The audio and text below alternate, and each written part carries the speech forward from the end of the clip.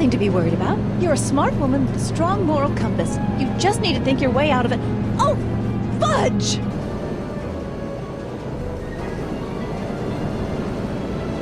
What's she doing? I think she's spouting euphemisms at us. Luckily, the road out of Hill Valley is still pretty rough in 1875. It's unlikely she'll manage to accelerate 88 miles an hour anytime soon. How are we gonna stop her? Good question. We can't risk injuring her or damaging the vehicle for fear of altering the timeline even further. Luckily, those diagnostic lights my alternate self put all over her DeLorean have given me an idea. Here, take these. What are these? Flux synchronization modules. How do they work? I generally use them for maintenance purposes, but we might be able to use them to sync up the alternate DeLorean's diagnostic modules, thus making it possible to link both sets of time circuits and override the time destination of the alternate DeLorean. At least that's the theory, anyway. That's a great plan, I think. Best of all, we won't need to weld the modules to the frame. We'll just snap them over the diagnostic links. Wait a minute, Doc. You want me to go out there? How the heck am I supposed to do that? Good question. Let me think. Aha! A hoverboard! We saved our hides a few times before, so it seemed like the appropriate tool to bring along for the job. Sweet!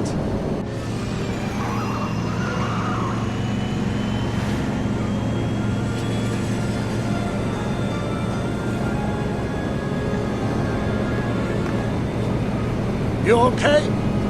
It's just like riding a bike. You ready to make the jump? Ready, Doc. 1, 2, 3, jump! Whoa! Nice form, Marty. How's the reception on the wireless? Great. Where'd you get these? From Bird's cache of 21st century video game consoles. Now remember, all you've got to do is attach the flux sync modules to those diagnostic lights. Will do, Doc.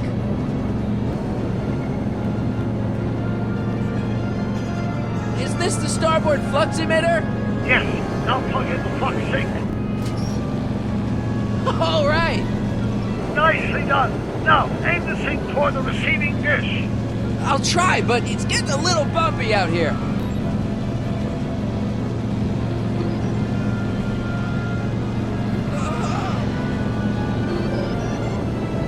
Great, that's one flux sync down. 2 to go. Whoa!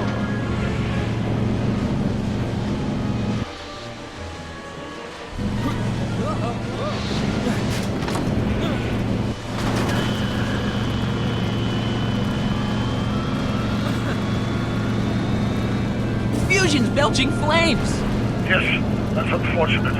I'd stay out of them if I were you.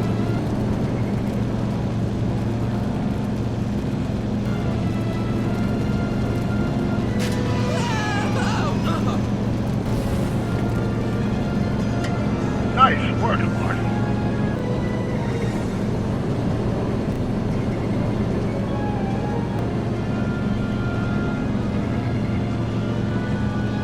Made it.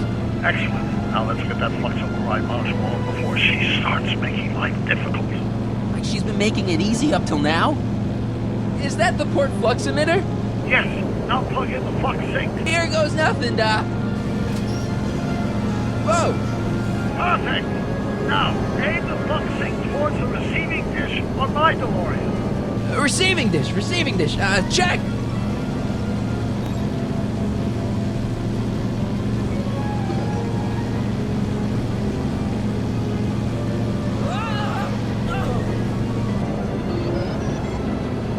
We're almost home, Marty. Just one flux sync left. Get off my car, you hooligan! Edna! What?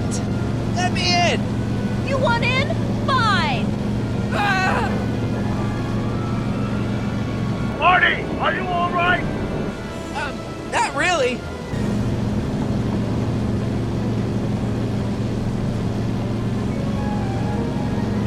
What? Pull over! No! Whoa! Excellent, Marty. Now that you're on top of the DeLorean, you can attach the flux sink to the overhead flux emitter. That's great, Doc. Ha! Nicely done. Now, aim the sink toward the receiving dish.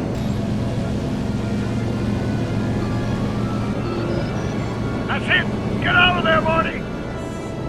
Phew.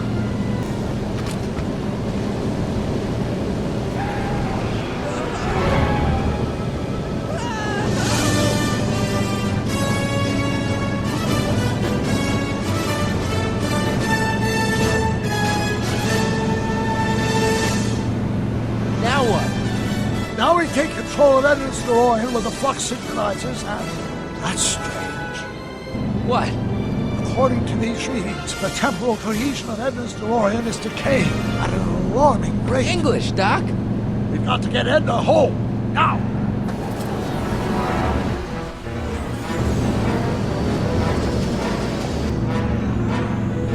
Hold on!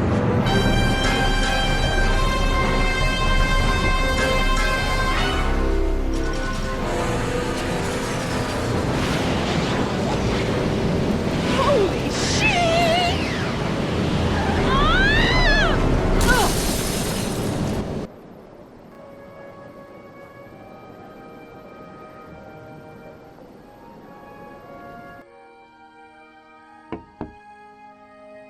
Parker? Then I must be back in... Would you be kind enough to tell me what day it is? It's the day I place you under arrest for arson, resisting arrest, and being a general all-round pain in the ass. No! You can't arrest me. Not now. I just got back from the last century. Would you look at that? Edna Strickland, drunk as a skunk. I'm not drunk, you reprobate. I'm a time traveler. Sure you are. Oh, I'm loving this. I'll prove it to you. Come with me. We can do the whole day over if you want. We can fix everything. We can start by drying you out. Come on, into the station with you. You can bunk with me, doll. I'd rather die. Stop it! Unhand me, you dolt! Well, I guess that's it for Edna. Yes, I suppose it is. You know, whoever said time heals all wounds didn't know squat about time travel. What do we do about that, DeLorean? No need to do a thing. Ever since we synced up the time circuits, the temporal breakdown in Edna's DeLorean has accelerated at an exponential rate. By my calculations, the timeline should catch up with it in 5, 4, 3, 2, 1, now! What the hell? Hey, Parker, you're not gonna believe this. See? What did I say? Ready to go home? Wait, Doc, the timeline's not fixed yet. Look.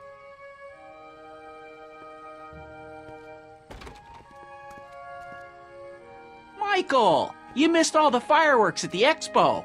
Yeah, so I heard. Listen, I heard a rumor about you two.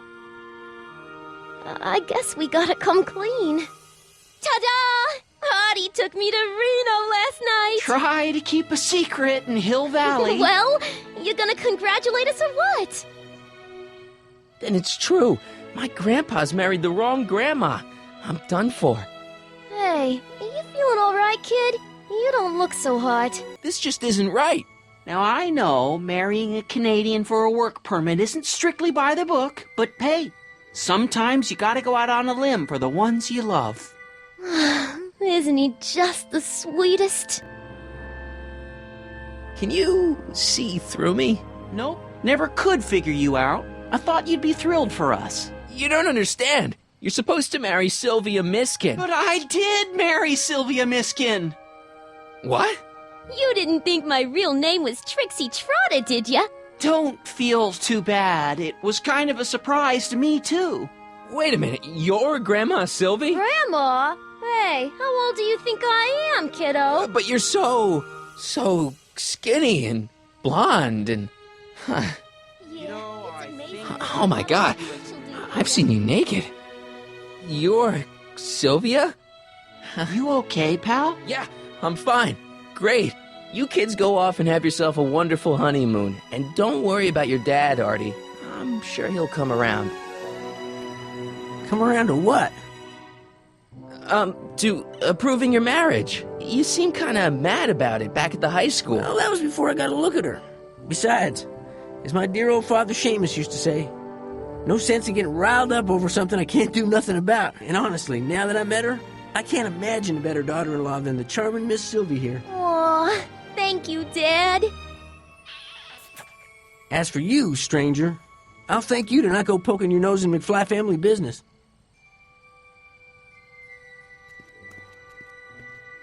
It's been a pleasure, Agent Corleone. See ya in the funny papers, Mikey. Goodbye, Grandma. You know, I took some pictures of Trixie in 1931. Hey, that's my grandma you're talking about.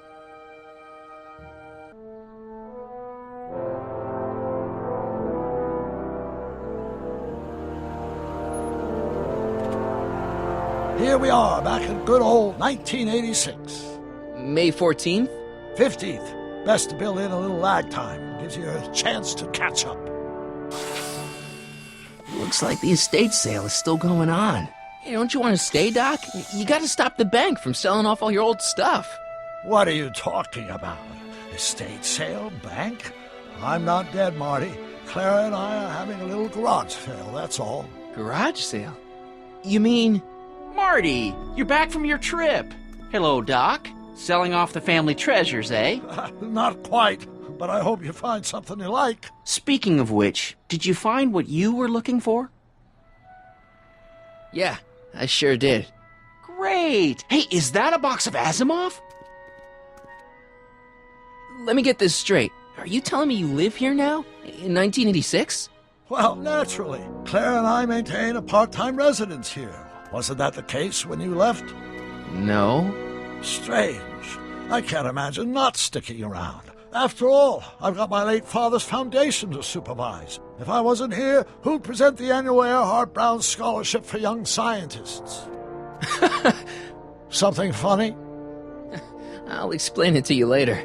I don't see what's so funny about looking after a family legacy. Oh, almost forgot. I've got something for you.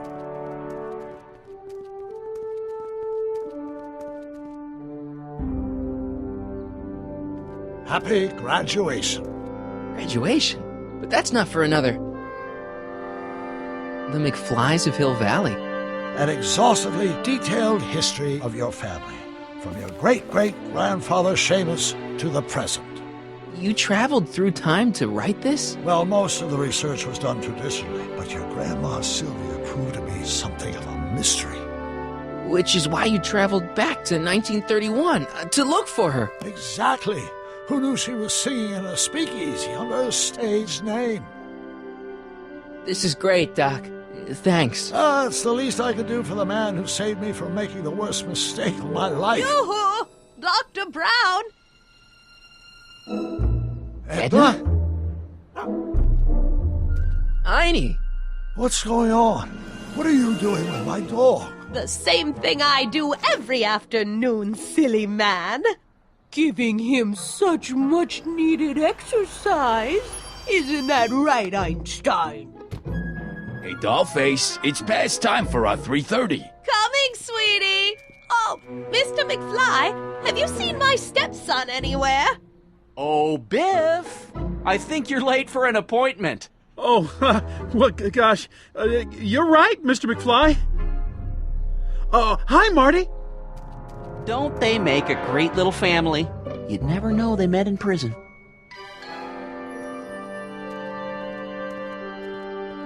Don't say anything.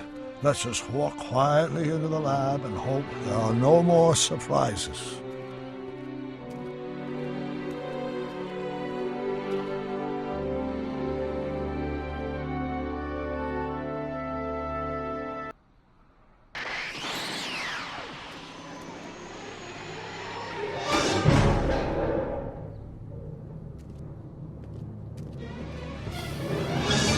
Doc!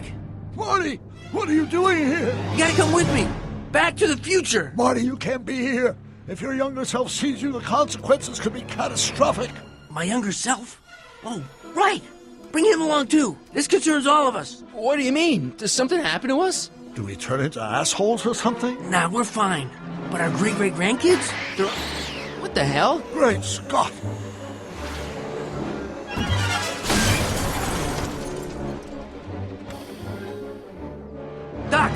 You gotta come back with me. Don't listen to him, Doc. It's me you gotta help. If you want to save Jennifer and our 12 kids. What? That timeline was overwritten 5 jumps back. Doc, how can there be 2 more of me here? I have no idea. By all rights, a space-time continuum should be tearing apart like a cheap dish rag right now. It already is. What my evil twin and I are trying to say is the future is totally jacked up, and you gotta come with me to save it. No, me! So, we meet at last. You've altered my timeline once too often. What's going on, Doc? Well, we do seem to have a conundrum on our hands. Or 3. Yeah, Doc, but which one is the real me? Isn't it obvious, Marty? Come on. Prepare to be erased. Doc, wait! What about the space-time continuum? Yeah, what about my future? And mine? The future can wait. We've got a present to catch up with.